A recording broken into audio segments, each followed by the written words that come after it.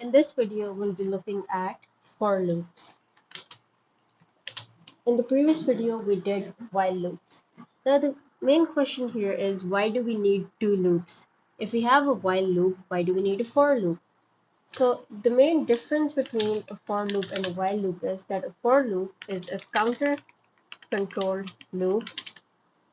A while loop, however, is a condition controlled loop.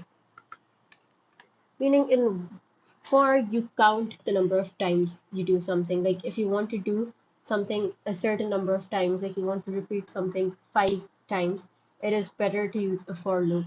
You can do the same thing with the while loop, but you can also add conditions in while loop, like while this is true, do this. You cannot do that in for loops. Now, the keywords to keep in mind while you're using for loop is for, in, and range. So let's start with the syntax of for loop. So for I in range 5. Print hello. So this is how a for loop is used. This is the most basic form of it. So this means for I in range 5. Now range here is a built-in function in Python. So when we just use range, here this means if you're using just range and then any number, that means that the range is from 0 to the number -1.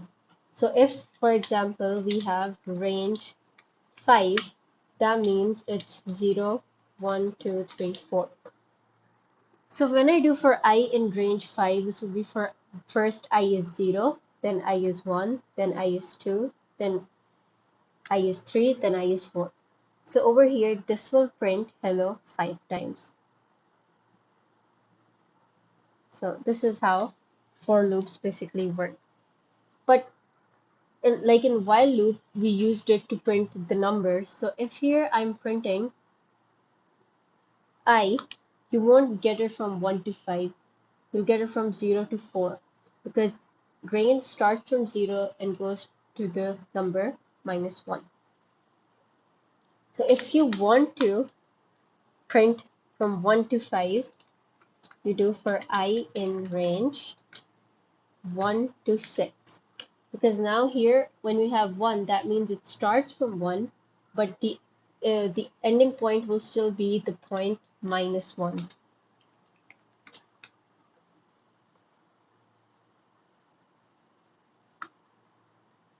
Here we have 1, 2, 3, 4, 5.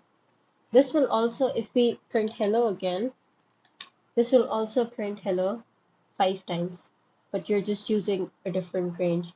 You can also do it from 10 to 16. It will also print, oh, sorry, I did it till 15, 16, it should be till 15.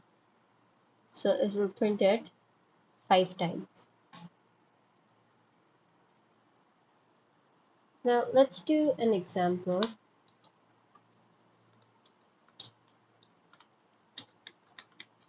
So what if I want to count how many odd numbers are between the numbers 10 and 20?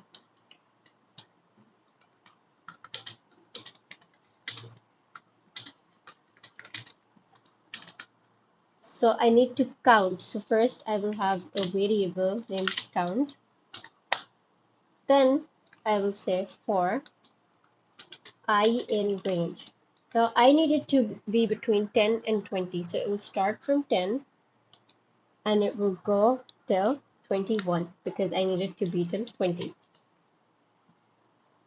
Then I will add a condition if I divided by 2 is not equal to 0, because I need to count the odd numbers, we will do count plus equal to 1. And then we will also print I is an odd number. And then in the end, I will go outside the loop and print total odd numbers between 10 to 20 are down. So let's run this. Here we have 11 is an odd number, 13, 15, 17, 19. So we got a total of 5 odd numbers between 10 and 20. If I want to go to 30, I will do between 10 and 31. Here we got 10 odd numbers, and these are all of the odd numbers we got.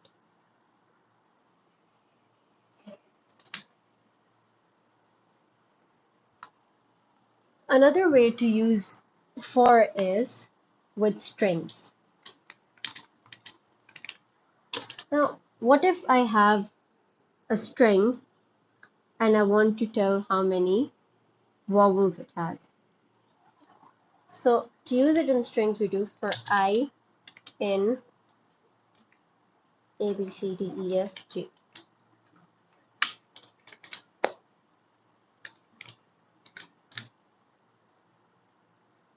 When I do this, it will print each letter of the string, each character of the string separately. Even if I add numbers, it will print that as well. So this is how it's used in strings. So if I want to count the number of vowels, I will take a string. This is Python programming. We are studying for loops. So I'll do for I in string. Oops.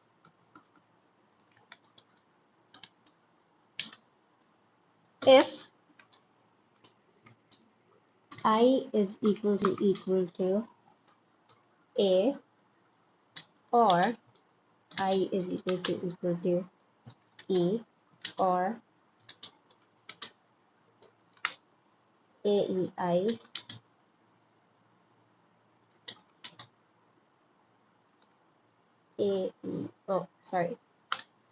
IOU.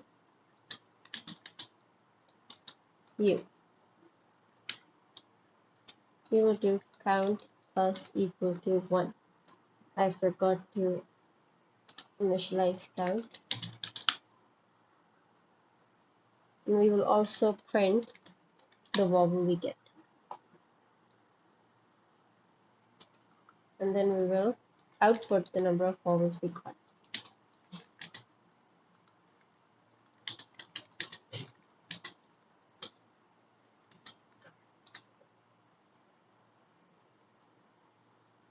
So here, these are all the vowels we got, and the total number of vowels are 14. So let's count. 1, 2, 3, 4, 5, 6, 7, 8, 9, 10, 11, 12, 13, 14. So this is how you use for loops.